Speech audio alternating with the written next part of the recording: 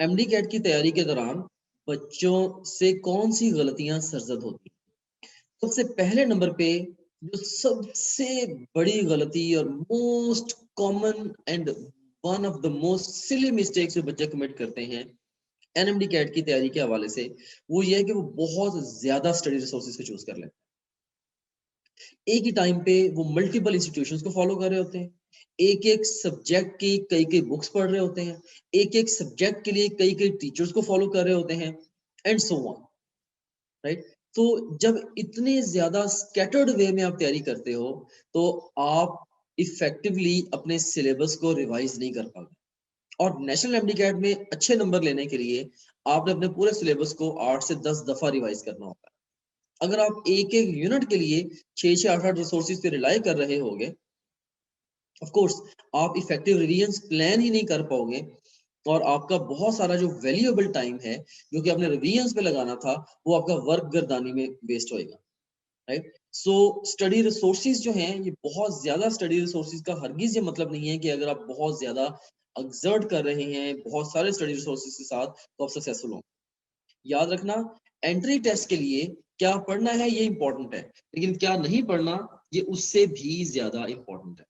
क्या नहीं पढ़ना ये उससे भी ज्यादा इंपॉर्टेंट है, राइट। तो इसीलिए मैं आपको ये स्ट्रांगली सजेस्ट करूंगा कि आपने जो स्टडी रिसोर्सेज हैं कंपेयर करके बहुत ही ध्यान से, बहुत ही केयरफुली अपने लिए स्टडी रिसोर्सेज को आपने चूज करना है। ऑलराइट। सो ये पहली बड़ी गलती है जो कि बच्चे कमिट करते हैं। और लास्ट ईयर बहुत सारे स्टूडेंट्स के साथ मैंने टेलीफोनिक इंटरव्यूज भी किए, और मोर देन 90% स्टूडेंट्स स्कैटर्ड तैयारी कर रहे थे, स्कैटर्ड। उन सबको मैंने एडवाइस दी कि आप अपनी प्रेपरेशन को स्कैटर ना करो, बल्कि डे वन से ही अपने काम को शेड ऑफ करना शुरू करो और अपनी प्रेपरेशन को नैरो डाउन करना शुरू करो। तो जिन स्टूडेंट्स ने इस एडवाइस को लिया उन्होंने बहुत अच्छे रिजल्ट्स प्रोड्यूस। ऑलराइट। ये पहली बड़ी गलती है जो कि बच्चे कमिट करते हैं। उसके बाद आप यहाँ पे देखें कि ये एक पिरामिड की मदद से मैंने एक कॉन्सेप्ट समझाने की कोशिश की है कि अगर आपके एग्जाम में अभी 6 महीने रहते हैं, से if I talk about the national MD आपको पर यूनिट पर चैप्टर 12 घंटे मिलेंगे, और 3 महीने पहले 6 घंटे मिलेंगे, 1.5 माह पहले 3 घंटे, 2 हफ्ते पहले मे बी एक यूनिट के लिए आपको एक घंटा जस्ट घंटा मिले, और एक दिन पहले आपको जस्ट चंद मिनट मिलेंगे फॉर वन यूनिट। सो अगर आप अपनी प्रेपरेशन को इस तरीके से नैरो डाउन नहीं करेंगे, राइट, अगर आज आप टाइम अपना इफेक्टिव वे में नहीं लगाएंगे और लिमिटेड रिसोर्सेज को यूज नहीं करेंगे, अपने रिसोर्सेज को पक्का नहीं करेंगे, तो कल को आप क्या करेंगे, आप कम टाइम में इतने बड़े सिलेबस को रिवाइज नहीं कर पाएंगे। सो बड़ा सिंपल सा ये फैक्ट है कि जब आप एक टाइम बहुत सारे रिसोर्सेज में स्कैटर्ड होगे, आप सब्सिक्वेंट रिवीजन को कभी भी प्लान नहीं कर पाओगे, which is the key to success in national MD. Alright. तो दूसरी जो बड़ी गलती है जो बच्चे करते हैं वो है इनअप्रोप्रिएट एटीट्यूड। बहुत सारे बच्चे वो दूसरों को ब्लेम करते हैं, वो गवर्नमेंट को ब्लेम करते हैं, पीएमसी पीएमडीसी को ब्लेम करते हैं, राइट। सो मैंने ये देखा है कि जिन बच्चों का ब्लेमिंग एटीट्यूड होता है वो बच्चे सक्सेसफुल नहीं होते। और लास्ट ईयर खास तौर पे सिचुएशंस बहुत सारी चेंज हुई। एक तो कोविड ने हिट किया, दूसरे नंबर पे सिलेबस जो है वो चेंज हुआ मल्टीपल टाइम्स, उसमें कंफ्यूजन चलते रही, एग्जाम डेट्स कई दफा आई गई, राइट। सो बहुत सारी सिचुएशंस चेंज होती रही। अब एक big majority of the students, उनका तरीका का क्या था कि वो जब भी कोई चेंज आती थी, वो बजाय के उस चेंज के लिए अडेप्टेबिलिटी शो करते या कंप्लायंस शो करते, वो सिस्टम को और गवर्नमेंट को ब्लेम करना शुरू कर देते। मैं ये नहीं कहता हूँ कि मैं सिस्टम को डिफेंड नहीं कर रहा हूँ या गवर्नमेंट को या किसी भी चीज को मैं डिफेंड नहीं कर रहा हूँ, लेकिन मैं ये जरूर कहना चाहूंगा कि जिन बच्चों ने चेंजिंग सर्कमस्टांसिस के अकॉर्डिंगली फ्लेक्सिबिलिटी और कंप्लायंस शो की, उनकी सक्सेस रेशो ज्यादा थी, right. So you have to focus on the things which you can do, and you don't have to focus on the things which you can not do. जिन चीजों के बारे में आप कुछ कर ही नहीं सकते, पीएमसी या पीएमडीसी है या उनका सिलेबस है व्हाटसएवर, उन चीजों के बारे में अगर आप कुछ कर ही नहीं सकते तो उनके बारे में बहुत ज्यादा बहस करने का, ब्लेम करने का फायदा नहीं है।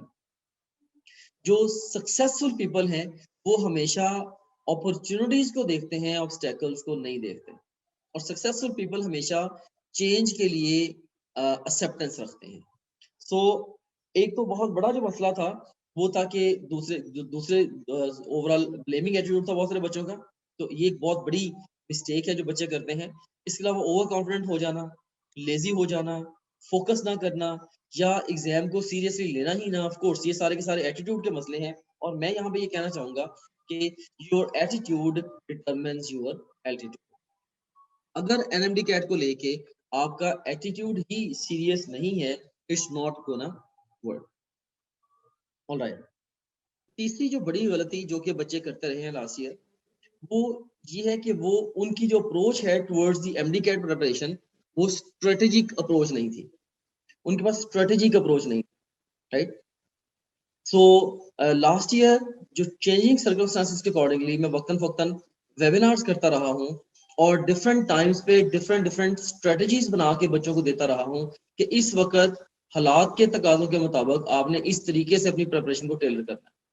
और अल्हम्दुलिल्लाह जिन बच्चों ने उन एडवाइसेस को लिया और उन स्ट्रेटजीज के ऊपर अमल दरामद किया, उनको सक्सेस मिली।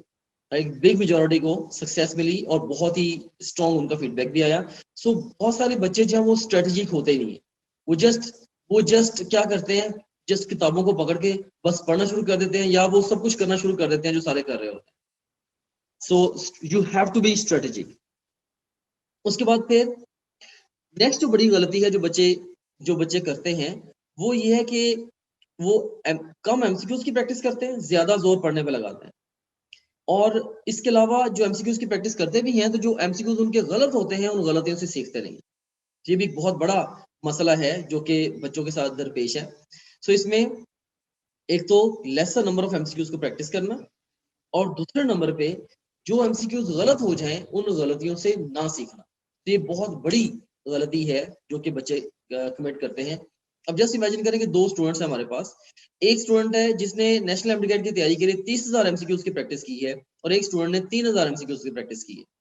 फॉर श्योर जिसने 30,000 एमसीक्यूज की प्रैक्टिस की है उसने प्रिपरेशन के दौरान कहीं ज्यादा गलतियां की होंगी, लेकिन उन गलतियों से उसने सीखा होगा और रियल एग्जाम में वो मिस्टेक्स को अवॉइड करेगा, राइट। सो जो एमसीक्यूज की प्रैक्टिस है, बेतहाशा प्रैक्टिस जो है, ये बहुत ही इंपॉर्टेंट है for success in the exam. और इसमें साइड बाय साइड उनसे सीखना ये भी बड़ा इंपॉर्टेंट है। कन्वेंशनल एकेडमीज में जैसे एक बहुत बड़ा मसला ये होता है कि आप टेस्ट अटेम्प्ट करते हो, आज आपने टेस्ट अटेम्प्ट किया, कई दफा नेक्स्ट वीक या उससे भी नेक्स्ट वीक में जाके उसकी डिस्कशन हो रही होती है, जब क्वेश्चन का स्कोप भी आपके माइंड से निकल चुका होता है, आप क्वेश्चन से इफेक्टिवली लर्न नहीं कर पाते। तो बहुत सारे बच्चे जो कि जिन सवालों में उनकी गलती होती है उससे जो लर्न नहीं करते, तो वो बच्चे जो है वो अल्टीमेटली प्रॉब्लम फेस करते हैं, उनका स्कोर कॉम्प्रोमाइज होता है। फिर पांचवी जो बड़ी गलती है जो कि बच्चे कमिट करते हैं, वो है कि वो रियल वर्ल्ड अकेडमीज को ज्वाइन कर लेते हैं। रियल वर्ल्ड अकेडमी को ज्वाइन करना मल्टीपल वेज में आपकी प्रिपरेशन को डैमेज करता है।